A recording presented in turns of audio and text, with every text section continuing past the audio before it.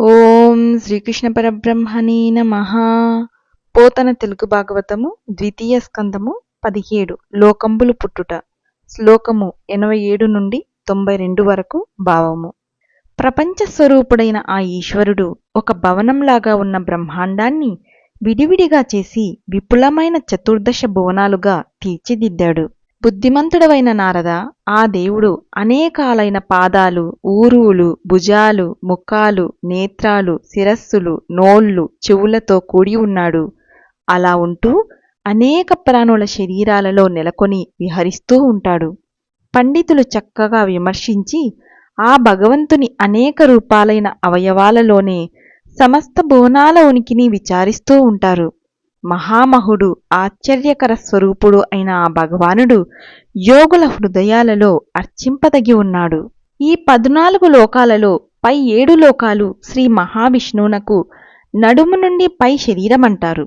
అలాగే క్రింది 7 లోకాలు నడుము నుండి క్రింది శరీరమని చెబుతారు. ప్రపంచమే భగవంతునికి శరీరం.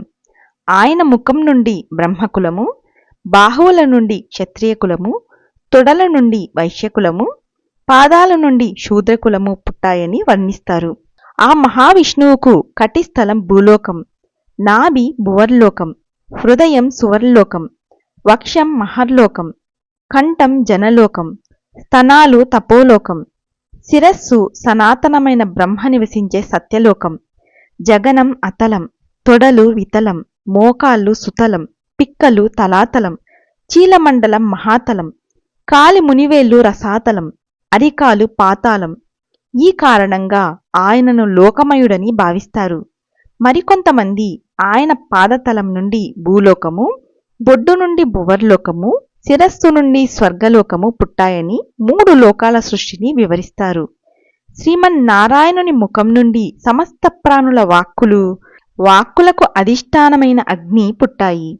చర్మం, రక్తం, మాంసం, మెదడు, ఎముకలు, మజ్జ, శుక్లం అని ఇవి 7 ఆ దేవుని 7 ధాతువులని చెబుతారు. మరొక పద్ధతిలో రోమాలు, చర్మం, మాంసం, ఎముకలు, స్నాయువులు, మజ్జ, ప్రాణాలు అనే ఇవి 7 ధాతువులని వర్ణిస్తారు. వాటిలో రోమాలు ఉష్ణికం ఛందస్సని, చర్మం ధాత్రి ఛందస్సని, మాంసం తిష్టుప్ ఛందస్సని, స్నాయువు అనుష్టుప్ ఛందస్సని, శల్యం జగతి ఛందస్సని, మజ్జ పంక్తి ఛందస్సని, ప్రాణం బృహతి ఛందస్సని వ్యవహరిస్తారు. దేవతలకు అర్పించే పురోడాశ రూపమైన హావ్యానికి, పితృదేవతలకి ఇచ్చే చరురూపమైన కవ్యానికి, అమృత అన్నానికి, తీపి మొదలైన 6 రసాలకి, రసనేంద్రియానికి, రసానికి అధీశ్వరుడైన వరుణుడికి విష్ణుదేవుని రసనేంద్రియమే జన్మస్థానం. అలాగే అన్ని ప్రాణాదులకు, వాయువుకు విష్ణుని నాసారంధ్రం నెలవు. దగ్గరగాను దూరంగానూ వ్యాపించే వాసనలకు, ఓషధులకు, అశ్వినీ దేవతలకు ఆ పరమేశ్వరుని గ్రాణేంద్రియం స్థానం. దేవలోకానికి, సత్యలోకానికి, తేజస్సుకు, సూర్యుడికి, సకల నేత్రాలకు లోకనేత్రుడైన పరమాత్ముని చక్షురింద్రియమే నివాసం. దిక్కులకు, ఆకాశానికి, శ్రవణాంశాలకు, శబ్దానికి సర్వేశ్వరుని స్తోత్రేంద్రియం జన్మభూమి. ప్రశస్తాలైన వస్తువులకు, కొనియాడదగిన సౌందర్యాలకు పరమపురుషుని శరీరమే స్థానం. స్పర్శానికి, గాలికి, సకల స్నిగ్ధత్వాలకి ఆ దివ్య శరీరుని త్వగింద్రియమే గృహం.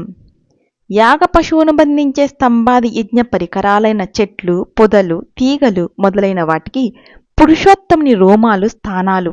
రాళ్ళు, లోహాలు ఆ విశ్వమయునికి గోళ్ళు. మబ్బులు సరోజాక్షుని శిరోజాలు. మెరుపులు సర్వేశ్వరుని మీసాలు. భూలోక భువర్లోక సువర్లోకాలను కాపాడే లోకపాలకుల పరాక్రమాలకు, భూలోకం మొదలైన లోకాల క్షేమానికి, శరణానికి నారాయణుని పరాక్రమం నట్టిల్లు. ఎల్ల కోరికలకు, శ్రేష్టమైన వరాలకు ఆ పవిత్ర పాదుని పాదపద్మాలే నిలయాలు. జలాలు, శుక్లం, పర్జన్యు, ప్రజాపతి, సృష్టి అనే వీటన్నిటికీ ఆ సర్వేశ్వరుని పురుషాంగం జన్మస్థలం. సంతతికి, కామం మొదలైన పురుషార్థాలకు, మనస్సుకు కలిగించే ఆనందాలకు, శరీర సుఖానికి అచ్యుతుని గుహ్యేంద్రియం స్థానం. యముడికి, మిత్రుడికి, మల విసర్జనానికి ఆ దేవుని గుదేంద్రియం ఇల్లు. హింసకు, నిర్వృతికి, మృత్యువుకు, నరకానికి ఆ సర్వరూపుని గుదం నెలవు. అవమానానికి, అధర్మానికి, అవిద్యకు, చీకటికి అంతములేని ఆ దేవుని వృష్ట ప్రదేశం నివాసం.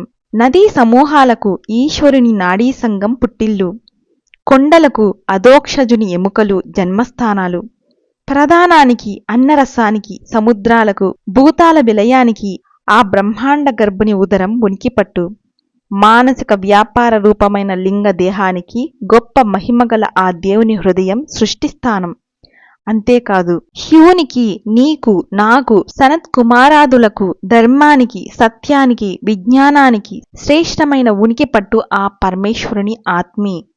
ఓ కుమారా, మానవులు, దేవతలు, దానవులు, పితరులు, ఉరగులు, గజాలు, మృగాలు, గంధర్వులు, యక్షులు, రాక్షసులు, వృక్షాలు, సిద్ధులు, విద్యాధరులు, మేఘాలు, చారణులు, గ్రహాలు, నక్షత్రాలు, అచ్చరులు, పక్షులు, భూతగణాలు, మెరుపులు, కనకాది ధనరాశులు, నీవు, శివుడు, మహర్షులు, నేను, నీళ్లలోనూ ఆకాశంలోనూ భూమి మీద సంచరించే వివిధ ప్రాణులతో కూడిన ఈ ప్రపంచము అంతా విష్ణుమయమే. 1000 మాటలెందుకు? బ్రహ్మాండ భాండాలన్నీ అతని జేనలో ఇమిడిపోతాయి.